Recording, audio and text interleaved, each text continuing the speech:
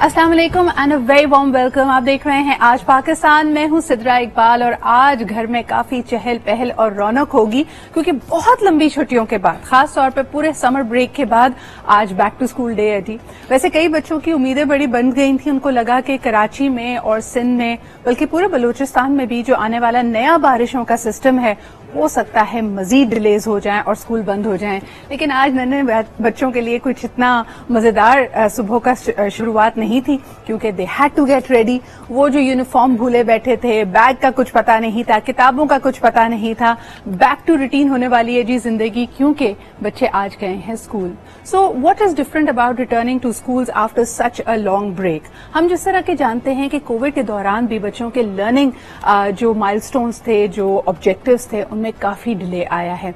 और सबसे बढ़कर ये कि कोविड के दौरान हम ये भी देख रहे थे कि कई इदारे, खास तौर पे अगर गवर्नमेंट स्कूल्स की बात की जाए, अगर हमारे कम्युनिटी स्कूल्स की बात की जाए, उनमें काफी दे बोर एन इम्पैक्ट क्योंकि इनमें से कई आपके डोनेशंस पे, आपके अतियात और आपकी सपोर्ट बड़ी अहम होती है। इसके साथ साथ न सिर्फ कोविड बल्कि उसके बाद इस वक्त की जो मौजूदा पाकिस्तान की इकोनॉमिक कंडीशंस हैं, कई लोगों के लिए बच्चों को स्कूल में कंटिन्यू कराना, उनके तालीम से रिलेटेड मुख्तलिफ अखराजात को पूरा करना शायद मुश्किल से मुश्किल होता चला जा रहा है।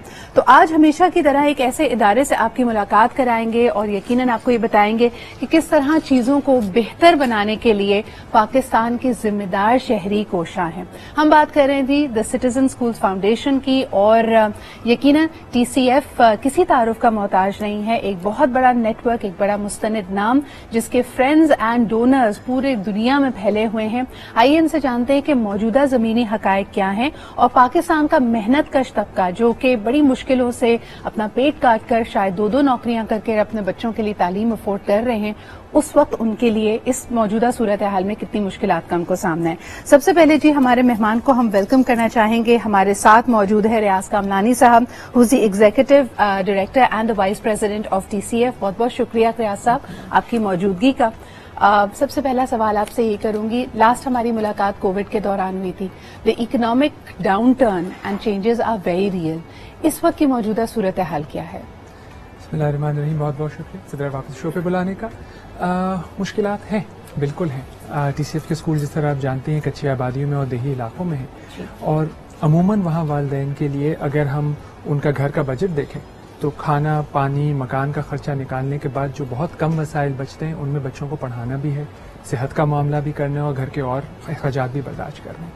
तो उसमें हम ये देख रहे हैं कि वालिदैन के ऊपर एक दबाव आ रहा है, एक स्ट्रेस आ रहा है कि हम उस पैसे से क्या करें। और उसमें वो किरदार स्कूल का होना जहाँ पे स्कूल का खर्चा जो है वालिदैन के लिए मसला ना रहे। सही। फीस को कम करना, स्कूल की वर्दी यानी यूनिफॉर्म जिसको कहते हैं उसके अखराजात को कम करना, किताबों को कम करना, इस नीयत से कि बच्चे स्कूल आते रहें और बच्चियाँ स्कूल आती रहें क्योंकि अक्सर इसका दबाव ज़्यादा पड़ता है बच्चियों की स्कूलिंग पे। तो बच्चे बच्चियाँ दोनों बाकायदगी से स्कूल आते रहें, उन मसाइल के लिए आसानी पैदा करना ताकि वो सिलसिला तसलसल के साथ जारी रहे, ये हमारी काविश है। ऐसा मुझे बताइएगा, जो कोविड के दौरान खदशात थे कि ड्रॉप आउट रेट बहुत हाई हो सकता है, उसको कॉम्बैट करने के लिए टीसीएफ और तमाम आपके जो फ्रेंड्स हैं, जो कोलैबोरेटिंग पार्टनर्स हैं, सब ने कोशिशें की।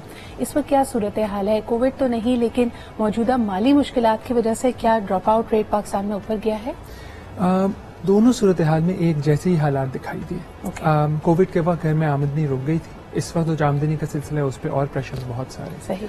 और दोनों में वालिदैन का, इस तरह मैंने कहा, एक मसला ये होता है कि घर के अखराजात निकालने के बाद हम बच्चे के लिए कैसे पैसे निकालें कि बच्चा तालीम हासिल कर पाए। और उसमें अगर आप अखराजात को कम कर सकें, हमारे इदारे में हमने किया कि फीस जिस बच्चे की 50 रुपए थी, हम बहुत थोड़ी सी फीस लेते हैं, 2000 रुपए का खर्चा करते हैं, किसी बच्चे से 10, 20, 50 रुपए लेते हैं, जो 50 देता है उसको 30, जो 30 देता है उसको 20, कम से कम फीस कर दी जाए।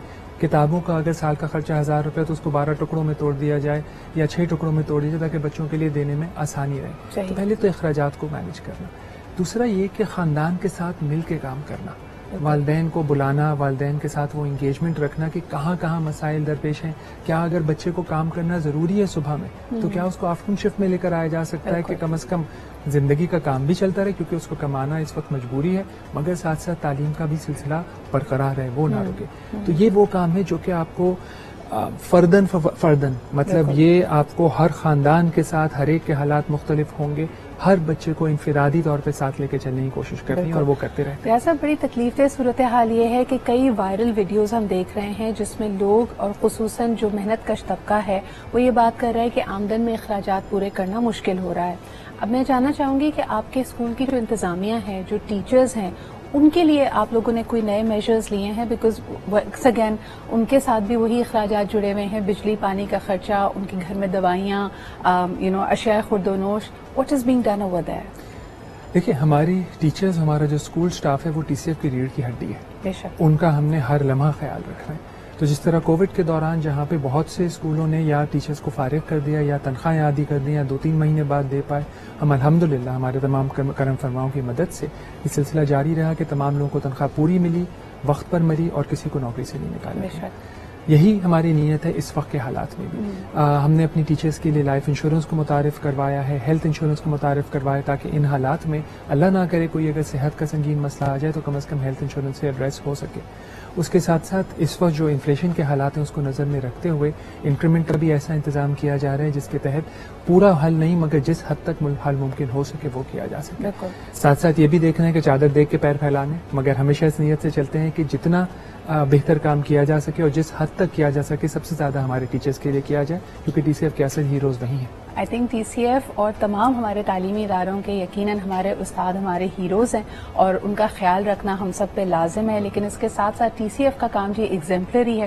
آئی would once again ask all of you جو اس وقت ہمیں جہاں جہاں بھی دیکھ رہے ہیں، آپ پلیز ٹی سی ایف کی وزٹ کیجیے ویب سائٹ کو.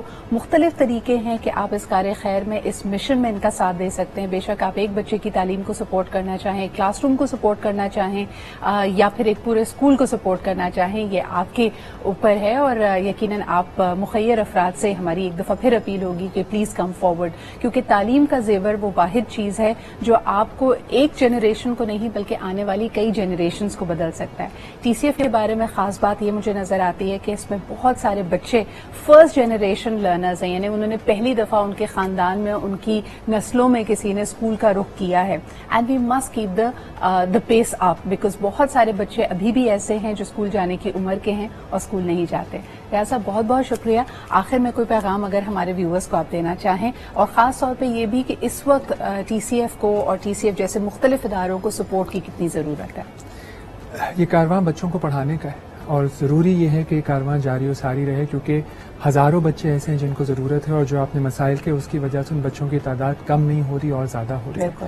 تو آپ کی مدد چاہتے ہیں، آپ کی دعائیں چاہتے ہیں تاکہ جس کے تحت اس کام کو اور آگے سے آگے بڑھایا جا سکے. بہت شکریہ. اور اسی کے ساتھ جی تھینک یو ویری مچ ریاض صاحب فار بینگ